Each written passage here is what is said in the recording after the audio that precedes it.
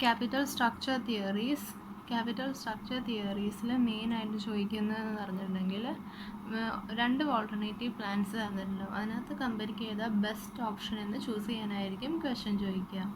So നമ്മൾ അതിൻ്റെ രണ്ടിൻ്റെയും EPS കമ്പ്യൂട്ട് ചെയ്തിട്ട് അത് കമ്പയർ ചെയ്യണം. EPS കമ്പ്യൂട്ട് ചെയ്യേണ്ട ഫോർമുലയാണ് ഈ കൊടുത്തിരിക്കുന്നത്. EBIT, അതായത് earnings before interest and tax അല്ലെങ്കിൽ net operating income minus interest. അപ്പോൾ നമുക്ക് EBT കിട്ടും.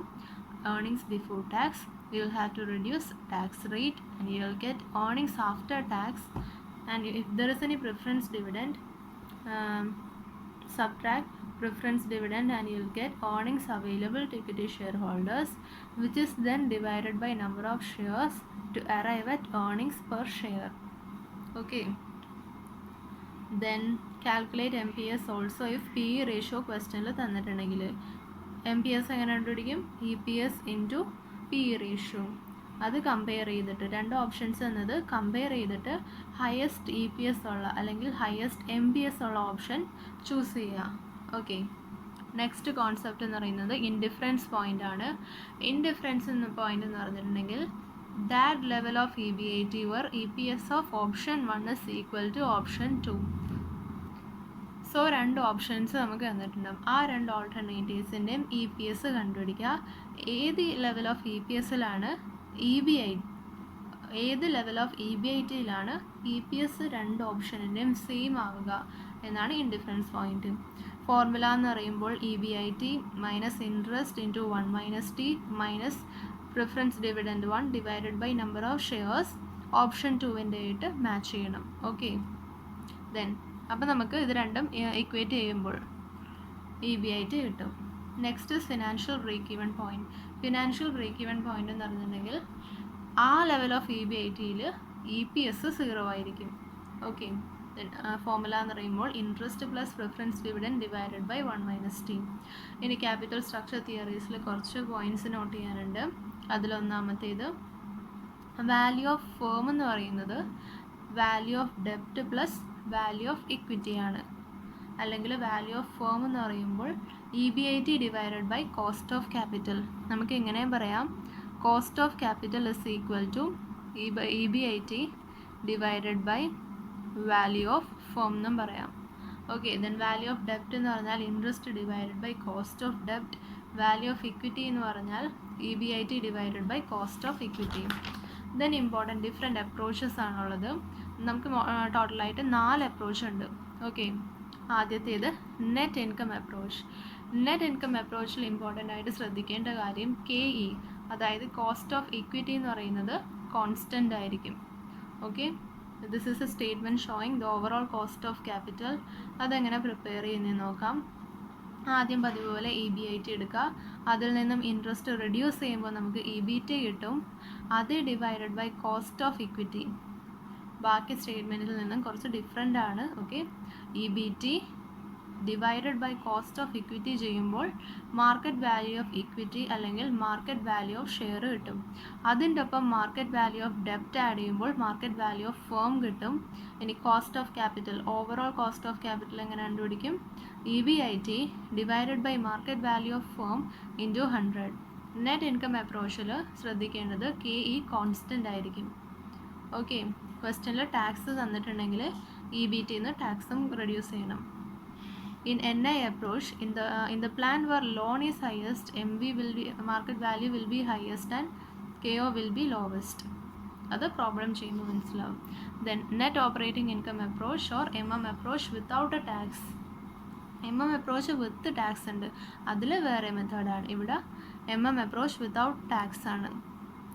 ആദ്യം തന്നെ ഡെപ്റ്റ് 0 ഉള്ള, അതായത് അൺലിവേർഡ് ആയിട്ടുള്ള ഓപ്ഷൻ കണ്ടുപിടിക്കണം. എന്നിട്ട് ആ അൺലിവേർഡ് ഫേം ഓപ്ഷൻ്റെ ഇൻകം സ്റ്റേറ്റ്മെൻറ്റ് പ്രിപ്പയർ ചെയ്യണം. നേരത്തെ ഇതേപോലെ ഇൻകം സ്റ്റേറ്റ്മെൻറ്റ് പ്രിപ്പയർ ചെയ്യണം. എന്നിട്ട് മാർക്കറ്റ് വാല്യൂ, അതിൻ്റെ മാർക്കറ്റ് വാല്യൂ കണ്ടുപിടിക്കണം. കോസ്റ്റ് ഓഫ് ക്യാപിറ്റലും കണ്ടുപിടിക്കണം. ദെൻ ലിവേർഡ് ഫേമിൽ അത് സബ്സ്റ്റിറ്റ്യൂട്ട് ചെയ്തിട്ട് വേണം റിവേഴ്സ് വർക്കിംഗ് ചെയ്യാൻ. ഓക്കെ, അതൊരു ക്വസ്റ്റ്യൻ ചെയ്യുമ്പോൾ ഇല്ലസ്ട്രേഷനിലുണ്ട്, അത് ചെയ്യുമ്പോൾ മനസ്സിലാവും.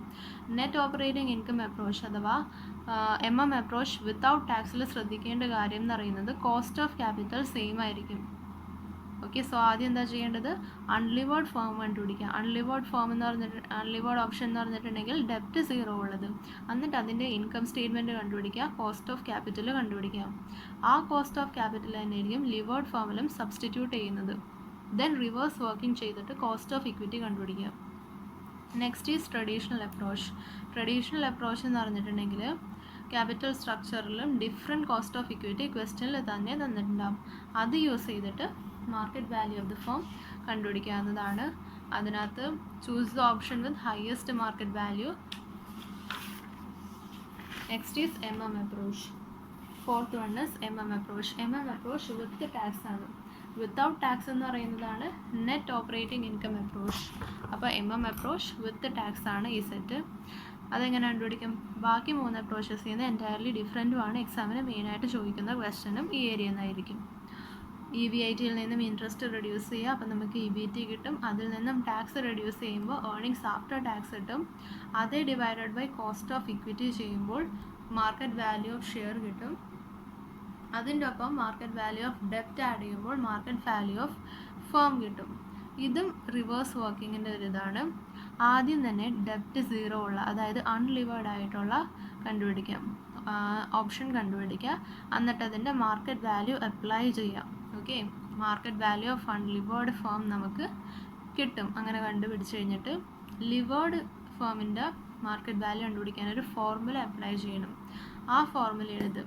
Market value of levered company is equal to market value of unlevered company plus ഡെപ്റ്റ് ഇൻറ്റു ടാക്സ് റേറ്റ്. ഓക്കെ, ഡെപ്റ്റ് ഇൻറ്റു ടാക്സ് റേറ്റ് ചെയ്യുമ്പോൾ നമുക്ക് market value of levered company കിട്ടും. ഇനി അത് അടുത്തതിനകത്ത് സബ്സ്റ്റിറ്റ്യൂട്ട് ചെയ്തിട്ട് റിവേഴ്സ് വർക്കിംഗ് ചെയ്ത് കോസ്റ്റ് ഓഫ് ഇക്വിറ്റി കണ്ടുപിടിക്കണം. ഈ ക്വസ്റ്റ്യനിൽ മാർക്കറ്റ് വാല്യൂ ഓഫ് ഫേം വരെ ചെയ്യാൻ പറ്റുള്ളൂ. കോസ്റ്റ് ഓഫ് നേരത്തെ 3 അപ്രോച്ചിൽ നമുക്ക് ഓവറോൾ കോസ്റ്റ് ഓഫ് ക്യാപിറ്റൽ വരെയും പറ്റുമായിരുന്നു. പക്ഷേ MM അപ്രോച്ച് വിത്ത് ടാക്സിൽ അത് പറ്റില്ല.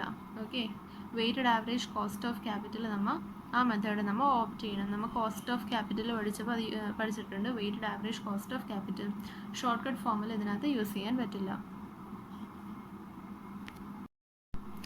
Illustration number 1. Ruba Limited's EBIT is 5 lakh. The company has 10% 20 lakh debentures. Equity capitalization rate KE 16%. നമ്മളോട് ചോദിച്ചിരിക്കുന്നത് മാർക്കറ്റ് വാല്യൂ ഓഫ് ഇക്വിറ്റിയും വാല്യൂ ഓഫ് ഫേമും ആണ്. പിന്നെ ഓവറോൾ കോസ്റ്റ് ഓഫ് ക്യാപിറ്റലും കണ്ടുപിടിക്കാനാണ്. Simple question. EBIT തന്നിട്ടുണ്ട്, പിന്നെ EBIT എഴുതാം. ദെൻ അതിൽ നിന്നും ഇൻട്രസ്റ്റ് റെഡ്യൂസ് ചെയ്യുക. ഇൻട്രസ്റ്റ് എന്ന് പറയുന്നത് the company has 10% 20 lakh debentures. 20 lakh into 10% 2 lakh ആണ് ഇൻട്രസ്റ്റ്. അത് റെഡ്യൂസ് ചെയ്യുമ്പോൾ നമുക്ക് ഏർണിങ്സ് ബിഫോർ ടാക്സ് കിട്ടും. ഏർണിങ്സ് ബിഫോർ ടാക്സിന് കോസ്റ്റ് ഓഫ് ഇക്വിറ്റി ഡിവൈഡ് ചെയ്യുമ്പോൾ നമുക്ക് മാർക്കറ്റ് വാല്യൂ ഓഫ് ഇക്വിറ്റി കിട്ടും, അല്ലെങ്കിൽ മാർക്കറ്റ് വാല്യൂ ഓഫ് ഷെയർ കിട്ടും. അതിൻ്റെ ഒപ്പം മാർക്കറ്റ് വാല്യൂ ഓഫ് ഡെപ്റ്റ് ആഡ് ചെയ്യണം. 20 lakh ആഡ് ചെയ്യുമ്പോൾ നമുക്ക് വാല്യൂ ഓഫ് ഫേം കിട്ടും.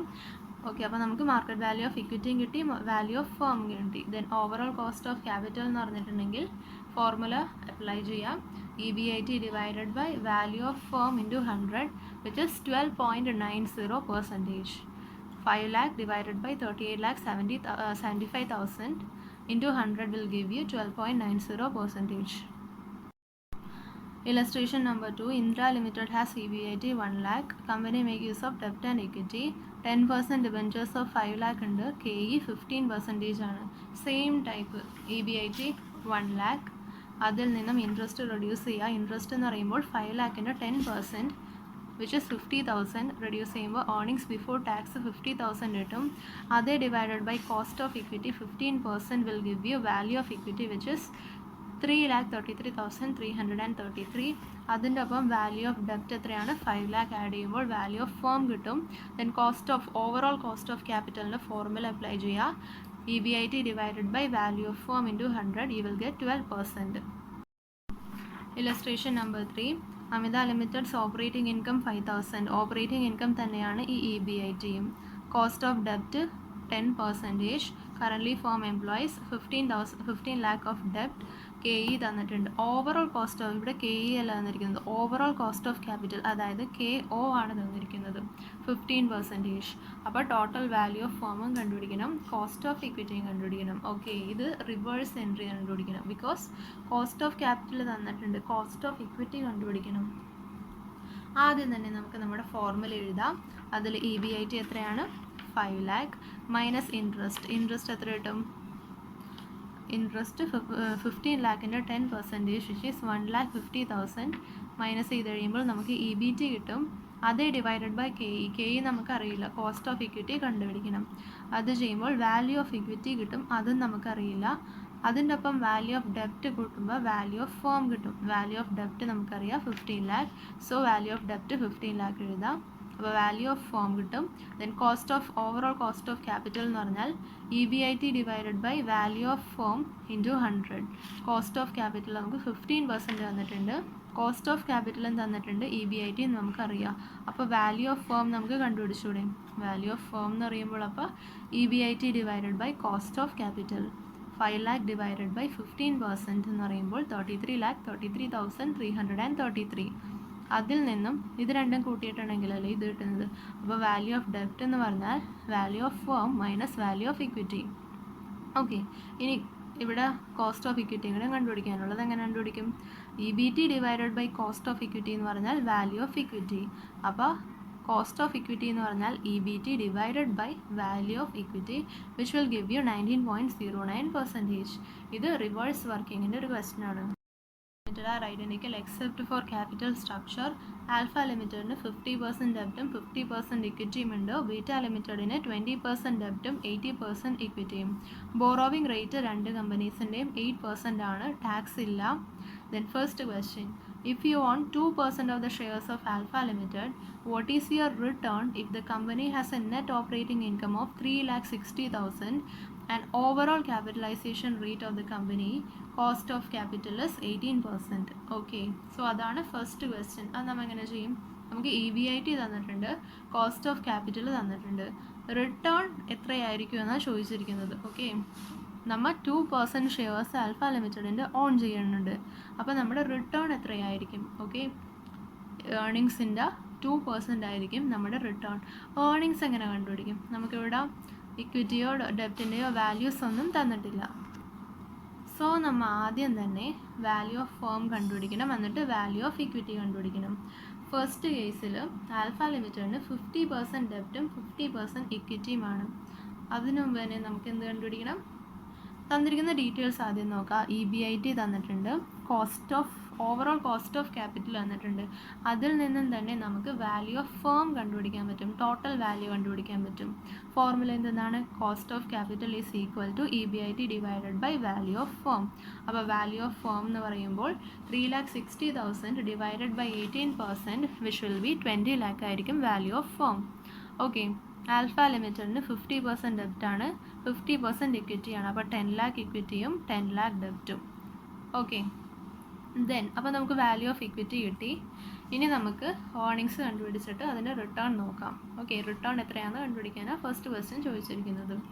ഏർണിങ്സ് ബിഫോർ ടാക്സ് എത്രയാണ്? 3,60,000. ഇൻട്രസ്റ്റ് എത്രയാണ്? 1 lakh ആണ് ഡെപ്റ്റ് ഉള്ളത്, 1 lakhൻ്റെ 8% ആണ് interest, which is 80,000. You will get earnings before tax. Okay, so return will be 2% on 2,80,000, which will be 5,600. Then second question, what is the implied required rate of return on equity? Implied required rate of return എന്ന് പറഞ്ഞിട്ടുണ്ടെങ്കിൽ earnings before tax divided by value of equity. അപ്പോൾ earnings before tax 2,80,000 divided by value of equity 10 lakh, which will give you 28%. In a second question, Beta Limited has the same net operating income as Alpha Limited. What is the implied required rate of return of Beta Limited? So Beta Limited in the implied required rate of കണ്ടുപിടിക്കണം. So Beta Limited in എത്രയുണ്ട്? 20% ഡെപ്റ്റും 80% ഇക്വിറ്റിയും. അപ്പോൾ 20 lakhൻ്റെ 20%, which is 4 lakh ഡെപ്റ്റും 16 lakh equity ആണ് Beta ലിമിറ്റഡിനുള്ളത്. ഇനി നമുക്ക് ഏർണിങ്സ് ബിഫോർ ടാക്സ് കണ്ടുപിടിക്കും. Because implied required rate of return കണ്ടുപിടിക്കണമെങ്കിൽ EBITയും വേണം, വാല്യൂ ഓഫ് ഇക്വിറ്റിയും വേണം. വാല്യൂ ഓഫ് ഇക്വിറ്റി നമ്മൾ ഓൾറെഡി കണ്ടുപിടിച്ചു. ദെൻ ഇ ബി ടി എങ്ങനെ കണ്ടുപിടിക്കും? E B I T same ആണെന്ന് പറഞ്ഞിട്ടുണ്ട്. 3,60,000 മൈനസ് ഇൻട്രസ്റ്റ്. ഇൻട്രസ്റ്റ് എന്ന് പറയുമ്പോൾ 80% ഡെപ്റ്റ് എത്രയാണ്? 4 lakh. 4 lakh ഇൻറ്റു 8% 32,000 ആണ് ഇൻട്രസ്റ്റ്. അത് മൈനസ് ചെയ്യുമ്പോൾ you will get earnings before tax. Then implied required rate of return എന്ന് പറഞ്ഞാൽ എന്താണ്? E B T divided by value of equity. E B T എന്ന് പറഞ്ഞാൽ 3,28,000 divided by value of equity 16 lakh. You will get 20.5%. ഇനി next question, why does it differ from that of Alpha Limited? Because it uses less ഡെപ്റ്റ്. First കേസിൽ same ഡെപ്റ്റ് and same equity. Beta ലിമിറ്റഡിൻ്റെ കേസിൽ 20% ഡെപ്റ്റും 80% ഇക്വിറ്റിയാണ്. First കേസിനേക്കാളും കുറവ് ഡെപ്റ്റാണ് യൂസ് ചെയ്യുന്നത്. So it is lower in Alpha Limited because it uses less ഡെപ്റ്റ് in its capital structure. Okay, it is lower it is lower than Alpha Limited. Illustration number 5. There are two companies, N Limited and M Limited, having same EBIT of 20,000. M is a levered company having a debt of 1 lakh at the rate of 7% rate of interest. The cost of equity of N Limited is 10% and of M Limited is 11.50%. അപ്പോൾ EBIT തന്നിട്ടുണ്ട്. M Limited ആണ് levered company. ഡെപ്റ്റ് തന്നിട്ടുണ്ട്. അതിൻ്റെ ആദ്യം തന്നെ നമുക്ക് statement prepare ചെയ്യാം. E B I T എത്രയാണ്? 20,000 ഈച്ച്. ഇൻട്രസ്റ്റ്, എം ആണ് ലിവേർഡ് കമ്പനി, അതായത് എമ്മിനാണ് ഡെപ്റ്റ് ഉള്ളത്. ഇൻട്രസ്റ്റ് എത്രയാണ്? 1 lakh into 7% 7,000.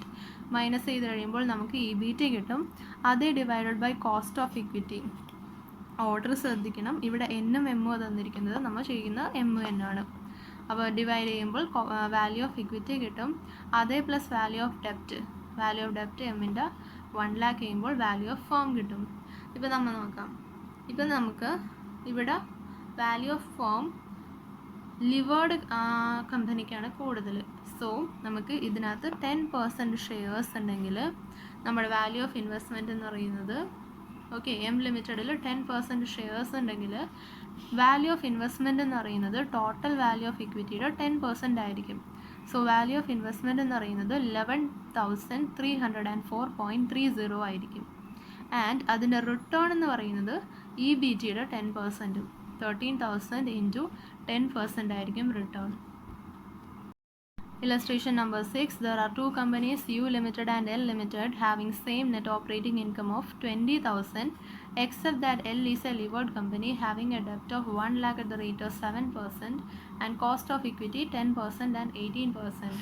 Show how the arbitrage process will work. So ആദ്യം തന്നെ നമുക്ക് സ്റ്റേറ്റ്മെൻറ്റ് പ്രിപ്പയർ ചെയ്യാം.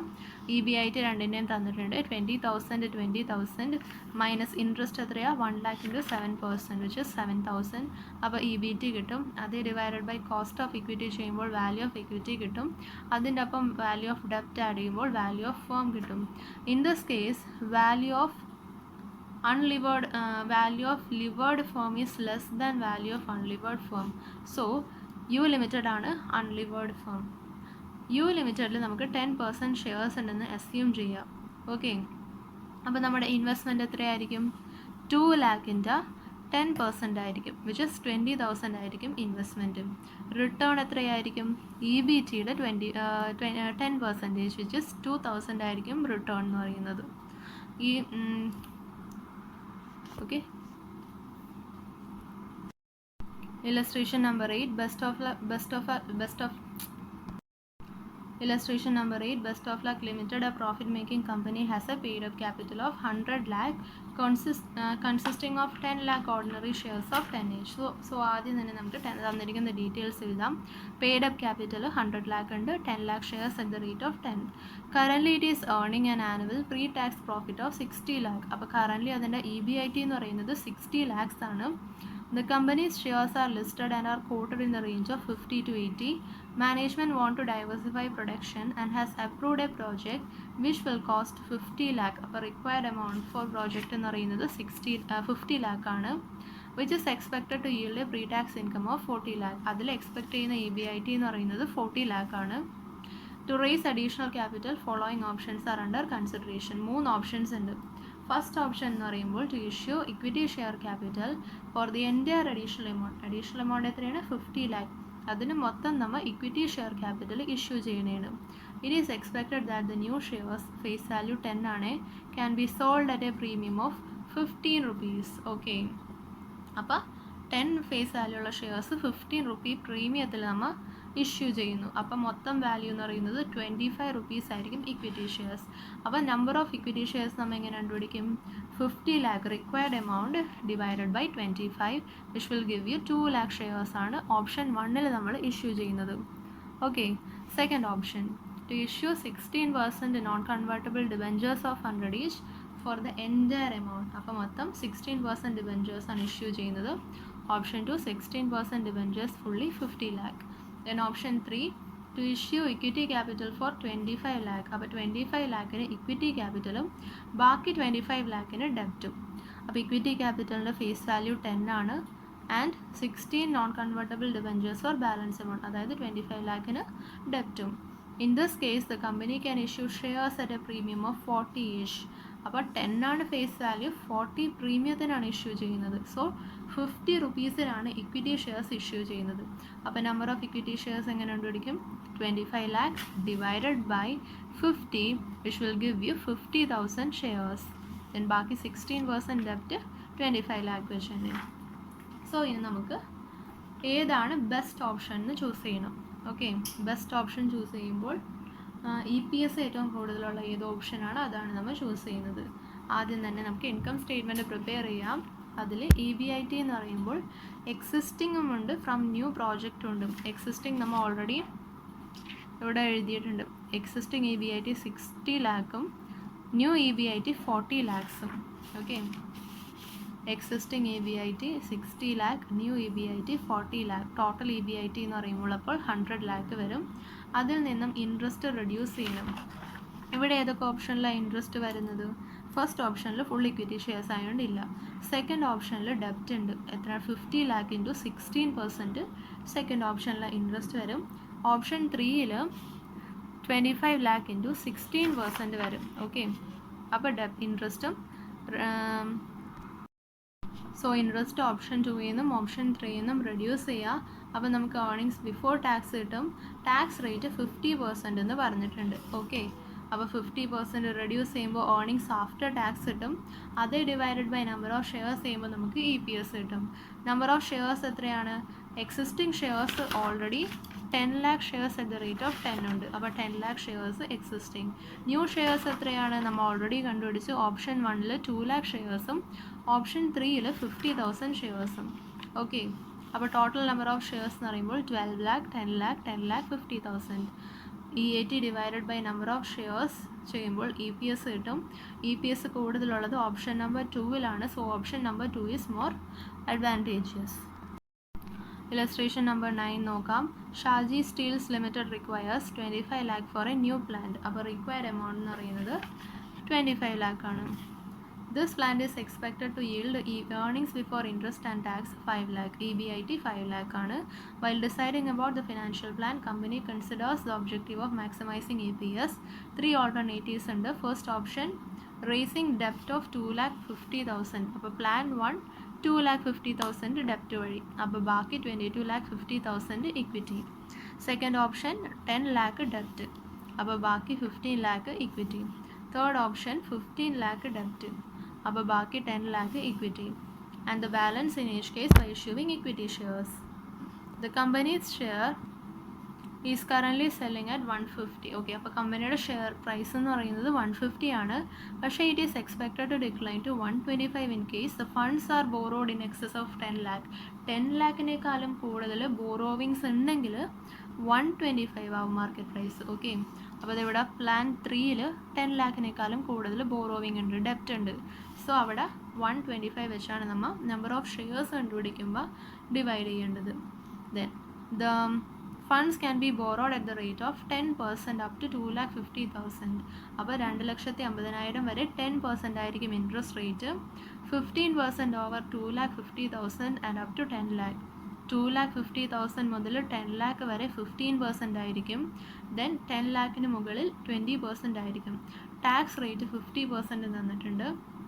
Which form of financing should the company choose എന്ന് പറഞ്ഞിട്ടുണ്ടെങ്കിൽ EPS കണ്ടുപിടിക്കുക, എന്നിട്ട് അതിനകത്ത് ഏതാ ബെസ്റ്റ് ഏറ്റവും കൂടുതലെന്ന് കണ്ടുപിടിക്കുക. ഓക്കെ, സോ ഓപ്ഷൻ നമ്മൾ മിക്സ് ഓൾറെഡി എഴുതി. ദെൻ പ്ലാൻ 1, പ്ലാൻ 2, പ്ലാൻ 3യുടെ EPS കണ്ടുപിടിക്കാം. EBIT ക്വസ്റ്റനിൽ 5 lakh തന്നിട്ടുണ്ട്. അതിൽ നിന്നും ഇൻട്രസ്റ്റ് റെഡ്യൂസ് ചെയ്യണം. ഇൻട്രസ്റ്റ് എങ്ങനെ കണ്ടുപിടിക്കും? 2,50,000 ഡെപ്റ്റ് വരെ 10%, 2,50,000 to 10 lakh ആണെങ്കിൽ 15%, എബവ് 10 lakh ആണെങ്കിൽ 20%. ഓക്കെ, അപ്പോൾ അതിനൊരു സെപ്പറേറ്റ് വർക്കിംഗ് നോട്ട് പ്രിപ്പയർ ചെയ്യണം. പ്ലാൻ 1ൽ എത്ര ഡെപ്റ്റ് ഉണ്ട്?